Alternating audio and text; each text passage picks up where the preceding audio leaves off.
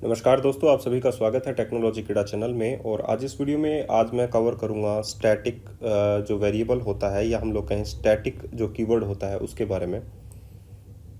तो चलिए शुरू करते हैं। स्टैटिक इन सी क्या होता है। सबसे पहले मैं बात करता हूँ स्टैटिक जो है वो है क्या। स्टैटिक एक प्रकार का कीवर्ड है। स्टैटिक एक कीवर्ड होता है, तो इजी सी लैंग्वेज है। स्टैटिक एक कीवर्ड होता है। इस कीवर्ड का इस्तेमाल हम लोग वेरिएबल के आगे भी कर सकते हैं और फंक्शन के आगे भी कर सकते हैं। तो हम लोग बोल सकते हैं स्टैटिक वेरिएबल भी होता है, स्टैटिक वेरिएबल भी होता है, वेरिएबल भी होता है, और स्टैटिक एक फंक्शन भी होता है। स्टैटिक एक फंक्शन भी होता है। बात आती है कि जो नॉर्मल हम लोग वेरिएबल बनाते हैं उसमें और स्टैटिक वेरिएबल में क्या अंतर है। नॉर्मल हम लोग जो फंक्शन बनाते हैं उसमें और ग्लोबल वेरिएबल नॉर्मल फंक्शन में क्या अंतर है। तो ये बहुत सारी बातें हैं जो स्टैटिक के बारे में आप लोगों को बतानी ज़रूरी है और आप लोगों को पता भी होना चाहिए। ओके, तो चलिए शुरू करते हैं। सबसे पहले हम लोग एक बात आप लोगों को बताते हैं। स्टैटिक के कुछ रूल्स हैं, हम लोग वो पहले आप लोगों को बताना चाहेंगे कि स्टैटिक में क्या खास बात है। तो जो प्रॉपर्टीज़ हैं स्टैटिक्स की वो हम लोग डिस्कस करेंगे। सबसे पहले कि स्टैटिक हम लोग क्यों लेते हैं, वेरिएबल हम लोग क्यों बनाते हैं, वो तो आप लोगों को बात समझ में आ गई कि एक मेमोरी एलोकेशन है जहाँ पर वैल्यू जाती है और वहाँ से अगर वैल्यू जाती है तो एग्जीक्यूशन स्टार्ट होता है। ठीक है, हम लोग एक वेरिएबल बना लिया हम लोगों ने, अब उसे स्टैटिक क्यों बनाए। स्टैटिक बनाने का कुछ तरीके हैं कि अगर हम लोगों ने एक स्टैटिक वेरिएबल बनाया तो पूरे प्रोग्राम के दौरान उसे मेमोरी मिली रहती है। तो हम लोग इसे बोलते हैं पूरे प्रोग्राम के दौरान, पूरे प्रोग्राम के दौरान मेमोरी एलोकेट रहती है। अब इसका मतलब क्या रहा, पूरे प्रोग्राम के दौरान मेमोरी एलोकेट रहती है। इसको एक सिंपल सा प्रोग्राम लेकर हम लोग समझ लेते हैं कि इसमें और उसमें क्या डिफरेंस है। अगर हम लोग एक सिंपल वेरिएबल बनाते हैं तो उसमें क्या डिफरेंस है और इसमें क्या डिफरेंस है। ठीक है, तो हम लोग एक प्रोग्राम बनाते हैं। चलिए, यहाँ पर हम लोगों ने लिखा नॉन स्टैटिक, यानी कि स्टैटिक नहीं होगा, यहाँ पर होगा स्टैटिक। ठीक है, डिफरेंस इतना ही रहेगा। मैंने एक प्रोग्राम लिखा इंटीजर मेन, और मैंने यहाँ पर प्रिंट एफ लिखा, प्रिंट एफ %d। यहाँ पे कॉल हुआ फर्स्ट फंक्शन। फंक्शन का जो नाम है वो है फर्स्ट। ओके, फर्स्ट ही रख लेते हैं।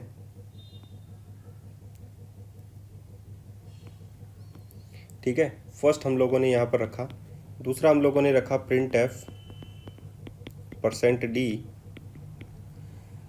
दोबारा से मैंने किसको कॉल किया, सेम इसी फंक्शन को मैंने कॉल किया। ठीक है, अब फंक्शन क्या होता है मैं ज़रूर आप लोगों को बताऊंगा, लेकिन एग्जीक्यूशन कैसे होगा वो हम लोग यहाँ पर बात करेंगे।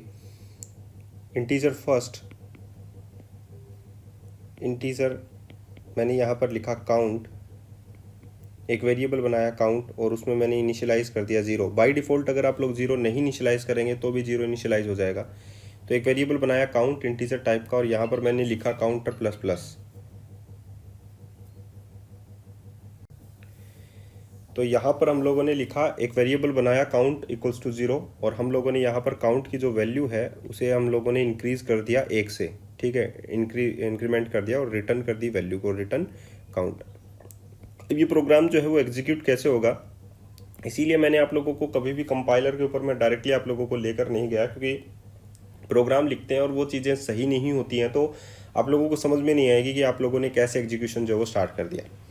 ठीक है, एक तो ये है आप लोगों के पास नॉन स्टैटिक टाइप का वेरिएबल, और सिमिलर हम लोग एक प्रोग्राम लिखते हैं इंटीजर मेन। इसमें कोई भी हम लोग डिफरेंस नहीं डालेंगे सिर्फ स्टैटिक के अलावा।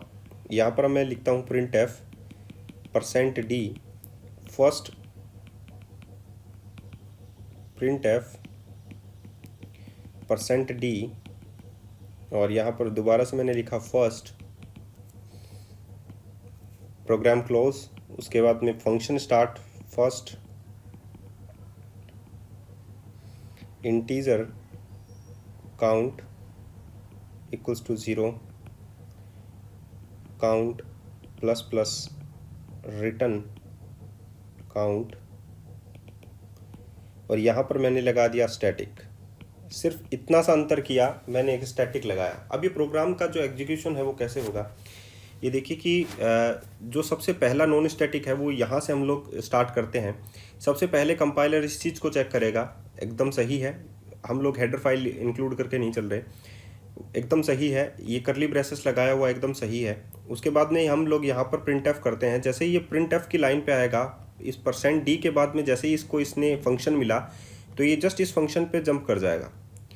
तो इसमें एक वेरिएबल इसके अंदर आएगा, फिर यह सही है, ये सही है, इसके अंदर आएगा। काउंट की जो वैल्यू है वो मेमोरी में, जैसे ही मैंने ये बताया आप लोगों को कि वेरिएबल जो है एक प्रकार का मेमोरी लोकेशन होता है, और इस मेमोरी का एक सिंबल हम लोग क्रिएट कर देते हैं काउंट। इसके अंदर आप लोगों ने 0 कर दिया, इस मेमोरी लोकेशन के अंदर जो डाटा है वो है 0। उसके बाद में प्लस प्लस इंक्रीमेंट किया तो ये यही इंक्रीमेंट कर देगा इसको, और इसकी वैल्यू हो गई 1।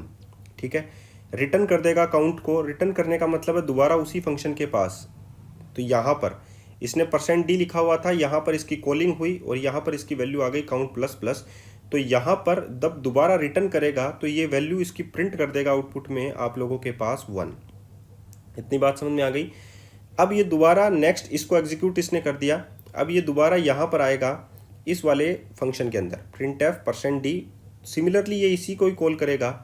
ठीक है, तो ये दोबारा से इसके पास जब ये एग्जीक्यूशन ओवर हो गया, ये यहाँ से लेके यहाँ तक ओवर हो गया, दोबारा इसने इसको रिटर्न कर दिया, तो यहाँ पर जो काउंट को एक सिंबल हम लोगों ने दिया था मेमोरी के लिए, इस वेरिएबल को काउंट को, तो अब वो बात इसमें नहीं रहेगी, इसको मेमोरी नहीं मिलेगी। ठीक है, अब दोबारा जब ये दूसरा वाला फंक्शन आया, ये वाला फंक्शन, तो इसने इसी फंक्शन को कॉल किया फर्स्ट वाले को, और इंटीजर काउंट इक्वल्स टू फिर से इनिशियलाइज हुआ, तो दोबारा इसको एक मेमोरी मिली, उसमें वैल्यू 0 हुई, उसको असाइन हुआ काउंट, और उसमें वैल्यू इंक्रीमेंट हुई। उसके बाद में ये वाली स्टेप से 1, और उसने दोबारा से इसको रिटर्न किया इस वाले फंक्शन को, और आंसर में आउटपुट में आया दोबारा से 1। तो ये आउटपुट आता रहेगा दोबारा से जब जब आप लोग इसको कॉल करते रहेंगे। तो दोनों में देखिए फर्स्ट को ही तो मैंने कॉल किया है। अगर आप लोग स्टैटिक नहीं लिखते हैं तो मेमोरी यहाँ पर डीएलोकेट हो जाती है उसको, और दोबारा से उसको मेमोरी मिलती है वेरिएबल को। लेकिन अगर आप लोग यहाँ पर स्टैटिक लगा देते हैं, मैंने इसको क्या बना दिया, काउंट को एक स्टैटिक वेरिएबल, तो फर्स्ट में जब इसने इसको कॉल किया तो यहाँ पर एक मेमोरी अलोकेट हो गई, इसके आगे सिंबल बन गया काउंट, और उसमें 0 इनिशियलाइज हो गया। उसके बाद में जब ये यहाँ पर आया काउंट 1++, तो इसने 0 को हटाया और यहाँ पर इसने इनिशियलाइज कर दिया 1, काउंट की वैल्यू ++ हो गई। उसने रिटर्न कर दिया और आउटपुट में आप लोगों के पास आ गया 1। लेकिन जब इसने दोबारा इसको कॉल किया इसको, तो स्टैटिक वेरिएबल, जब इसने ये देखा कि एक स्टैटिक वेरिएबल है, ये इसने दोबारा इस पर आया तो ये इसने देखा कि एक स्टैटिक वेरिएबल है। जब इसने स्टैटिक देखा तो ये मेमोरी को डीएलोकेट नहीं करता है। ध्यान रखना, जब तक कि प्रोग्राम का टर्मिनेट आप लोग नहीं कर देते हैं तो स्टैटिक वेरिएबल वहाँ से मेमोरी को छोड़ता नहीं है, जो लास्ट वैल्यू होती है उसी को प्रिजर्व रखता है। तो इसने देखा कि स्टैटिक वेरिएबल दोबारा सेम वही सिंबल दिया हुआ है, वही सब कुछ है, तो लास्ट वैल्यू इसकी क्या थी, 1++, तो इसको ये छोड़ देगा, इस स्टेप को ये छोड़ देगा। यहाँ पर दोबारा आएगा तो इसकी वैल्यू को कितने से इंक्रीमेंट कर देगा, 1 से। तो लास्ट टाइम इसकी वैल्यू थी 1, अब इसकी वैल्यू हो जाएगी 2, और रिटर्न कर देगा काउंट को, यानी कि इस फंक्शन को, आउटपुट में आ जाएगा आप लोगों के पास 2। तो ये देखिए यहाँ पर अंतर कितना है, यहाँ पर आप लोगों के पास जो आउटपुट आया था वो 1 1, सिमिलर यहाँ पर आउटपुट है 1 2। तो इसने मेमोरी को अलोकेट रखा। तो यहाँ पर मैंने फर्स्ट प्रॉपर्टी के अंदर यही लिखा है, पूरे प्रोग्राम के दौरान मेमोरी अलोकेट रहती है वेरिएबल को। स्टैटिक में मेमोरी अलोकेट रहती है और नॉन स्टैटिक वेरिएबल में मेमोरी अलोकेट नहीं रहती है। तो आप लोगों ने एग्जाम्पल भी देख लिया होगा। तो ये तो था पहला एक प्रॉपर्टी उसका। दूसरा प्रॉपर्टी अगर हम लोग देखें तो मैंने ये बता दिया आप लोगों को, कितने भी फंक्शन कॉल हो जाएं वैल्यू प्रिजर्व रहती है। ठीक है, तो ये दूसरा भी आप लोगों ने देख लिया कि मेमोरी के अंदर जो लास्ट वैल्यू थी वही रहेगी। तो पूरे प्रोग्राम टर्मिनेशन के दौरान जब तक प्रोग्राम, हम लोग यहाँ लिखें, जब तक प्रोग्राम टर्मिनेट नहीं होता तब तक वैल्यू सेव रहती है या प्रिजर्व रहती है। तो लास्ट टाइम में जो 1 था वही था, इंक्रीमेंट होकर 2 हो गया, अब 2 हो जाएगी उसकी वैल्यू। ठीक है, तो ये बात आप लोगों को समझ में आ गई। अगर तीसरी बात है, अगर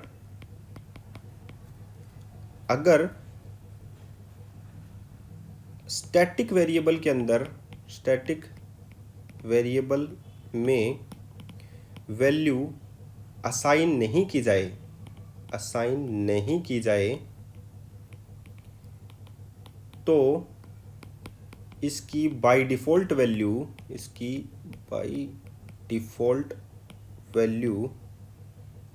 0 होती है। अब ये क्या मतलब निकला इसका? अगर सपोज मैंने यहाँ पर ये मान के चलिए, ये जो लाइन है ये यहाँ पर मैंने लिखी थी, ये वाला फंक्शन मैं दोबारा से आप लोगों के सामने लिख देता हूँ। मैंने लिखा था static integer count equals to 0 लिखा था मैंने, तो मैं 0 नहीं लिखता हूँ, यहाँ पर इसको इतना छोड़ देता हूँ। तो मैंने इसकी कोई भी वैल्यू यहाँ पर नहीं लिखी है। अगर मैंने इसकी कोई भी वैल्यू यहाँ पर नहीं लिखी है तो ये कितना इसकी वैल्यू जो है वो कितनी लेगा? तो ये डिफ़ॉल्ट में पहले यहाँ पर कितना सेट कर लेगा? 0, उसके बाद में सिमिलर आउटपुट। तो अगर आप लोगों ने डिफाइन भी नहीं की है, इनिशियलाइज नहीं की है इसकी वैल्यू, तो ये बाय डिफ़ॉल्ट में इसको 0 ट्रीट करके चलेगा। इतनी बात आप लोगों को समझ में आ गई। अब बात आती है कि ये तो था आप लोगों का स्टैटिक। नंबर 4 पे जो इसकी एक प्रॉपर्टी और आती है, स्टैटिक वेरिएबल सिर्फ और सिर्फ जो है प्रोग्राम के एक ही सोर्स प्रोग्राम के अंदर एग्जीक्यूट होते हैं, एंटायर द प्रोग्राम एग्जीक्यूट होते हैं, लेकिन आउटसाइड द प्रोग्राम एग्जीक्यूट नहीं होंगे। स्टैटिक वेरिएबल या फंक्शन पूरे प्रोग्राम के अंदर, पूरे प्रोग्राम के बाहर या अंदर, पूरे प्रोग्राम के अंदर या बाहर एग्जीक्यूट होते हैं, लेकिन सोर्स फाइल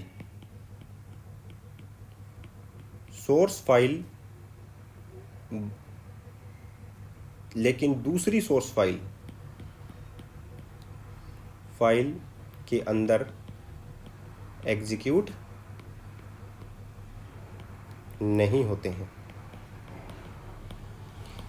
सपोज आप लोगों ने एक फाइल बनाई hello.c के अंदर, दूसरी आप लोगों ने बनाई first.c। आप लोगों ने स्टैटिक वेरिएबल इसमें काम में लिया,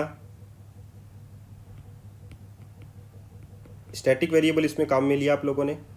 तो ये स्टैटिक वेरिएबल आप लोग इसमें काम में नहीं ले सकते। आप लोग इसमें कहीं भी काम में ले सकते हैं, लेकिन इसमें काम में नहीं ले सकते। लेकिन अगर आप लोगों ने एक ग्लोबल वेरिएबल बनाया, तो आप लोग इसमें भी काम में ले सकते हैं और वो इसमें भी काम में ले सकते हैं। तो ये दोनों में डिफरेंस हो गया कि ग्लोबल वेरिएबल और स्टैटिक वेरिएबल में क्या डिफरेंस है, ये भी आप लोगों को समझ में आ गया। ग्लोबल वेरिएबल की वैल्यू भी 0 हो सकती है बाय डिफ़ॉल्ट, और इसकी वैल्यू भी बाय डिफ़ॉल्ट 0 हो सकती है। तो ये सिमिलरिटीज़ हो गई दोनों के अंदर। इतनी बात आप लोगों को समझ में आनी चाहिए। ठीक है, तो ये थी आप लोगों की ग्लोबल और लोकल वेरिएबल में डिफरेंस। तो आप लोगों ने ये देख लिया कि किस प्रकार आप लोग मेमोरी एलोकेट करते हैं इसको। ये स्टैटिक ग्लोबल वेरिएबल भी हो सकता है, स्टैटिक फंक्शन भी हो सकता है, और स्टैटिक लोकल वेरिएबल भी हो सकता है। ठीक है, तो कितने टाइप के होते हैं? टाइप्स ऑफ स्टैटिक अगर हम लोग देखें तो ये होगा static global variable, static global variable,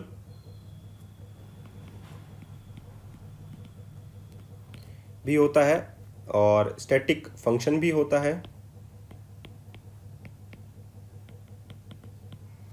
और तीसरा स्टैटिक लोकल वेरिएबल भी होता है।